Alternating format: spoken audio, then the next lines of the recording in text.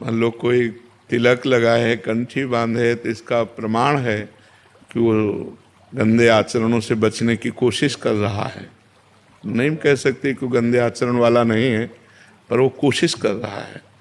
तो समाज को तो ऐसे लोगों का प्रोत्साहन, उत्साह बढ़ाना चाहिए, न कि दंड दे देना चाहिए। वो अभी एक किसी डिपार्टमेंट में ऑफिसर है, शिष्य है, तो 2 वर्ष से उसकी तनख्वाह रुकी थी। तो उनका कारण क्या, बोले तिलक लगाने से ऑफिसर नाराज हो गए और उन्होंने बंद करवा दिया था। तो 2 वर्ष बाद अब फिर शुरू हो गया उसका पेमेंट।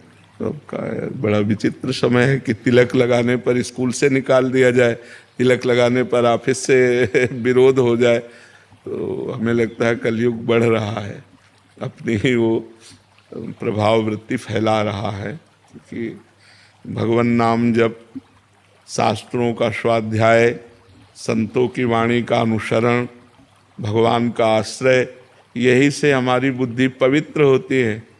नहीं तो फिर वो गंदे आचरणों का हमारे हृदय में बाहुल्य हो जाता है। दुर्वासना मम सदा परिकर्षयन्ति, हमारा मन दुर्वासना की तरफ तो जल्दी चला जाएगा, लेकिन उपासना की तरफ जाना कठिन है। तो हमें लगता है कि प्रशंसा के पात्र हैं वो लोग जो सतमार्ग में चलना चाहते हैं या चल रहे हैं। पर संसार, एक ऑफिस से आके बता रहे थे कि हम ऑफिस में जाते हैं तो मुझे शर्मिंदा करते हैं, मैं तिलक कंठी बांध के, जो कहने दो, आप हिम्मत करके जाते रहिए। तो कई लोगों ने ऐसा कहा कोई और उपाय है, तो उन्होंने कहा हाँ उपाय है, सूखी रज ले लिया, ऐसे कर लिया तो तिलक भी बन गया और नहीं भी बन गया। देखो, हमें भक्ति करनी, दिखावा तो करना नहीं।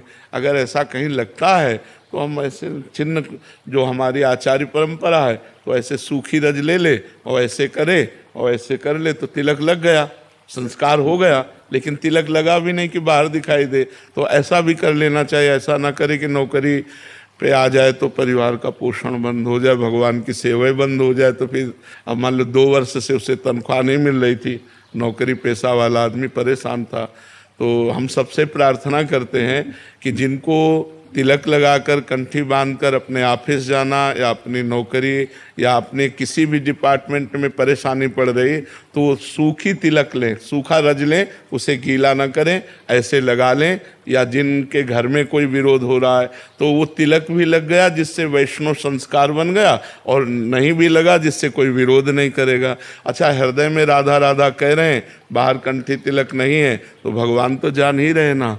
बाहर कंठी तिलक है, हृदय में हम संसार का चिंतन करें तो बात तो बनेगी नहीं ना, बात बनेगी भगवान के चिंतन से। जी। निहाल पंचाल जी, राधे राधे महाराज जी।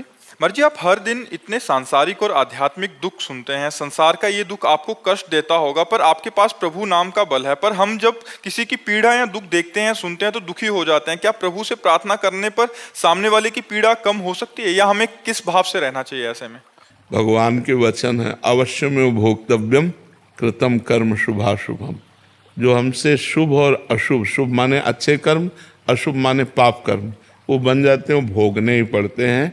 अगर उनका प्रारब्ध नहीं बना है तो संचित भस्म हो सकते हैं, और जो हमसे नए हुए हैं क्रियमाण, ये नष्ट हो सकते हैं, लेकिन प्रारब्ध नष्ट नहीं हो सकता। अगर प्रारब्ध दुआओं से नष्ट होता, आशीर्वादों से नष्ट होता, तो यहाँ आकर के सैकड़ों गृहस्थ जन हमें आशीर्वाद दे गए, सैकड़ों संत जन आशीर्वाद दे गए, स्वस्थ रहो ऐसा।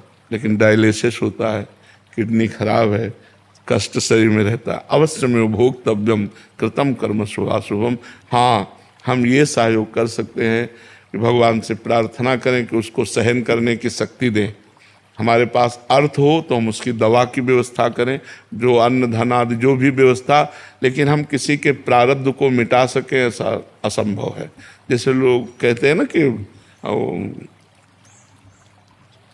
हम स्पष्ट वर्णन करते हैं कि भगवान जिनके पुत्र हुए राम जी, उन दशरथ जी से एक अपराध बन गया था, श्रवण कुमार का वध। शब्द वेदी बाण का संचालन करते थे, तो गुड गुड गुड गुड ऐसे घड़ा की आवाज़ हुई, उन्होंने समझा मृग पानी पी रहा है, तो संधान कर दिया, वो बाण सीधे श्रवण कुमार की छाती पे लगा। तो जैसे श्रवण कुमार के पिता विकल होकर के अपने पुत्र वियोग में प्राण त्याग किए, ऐसे ही महाराज दशरथ अपने परम प्राण प्यारे राम जी के लिए राम राम कहते हुए शरीर त्याग किया। मतलब जो हमारा कर्म बन जाता है वो हमें भोगना पड़ता है।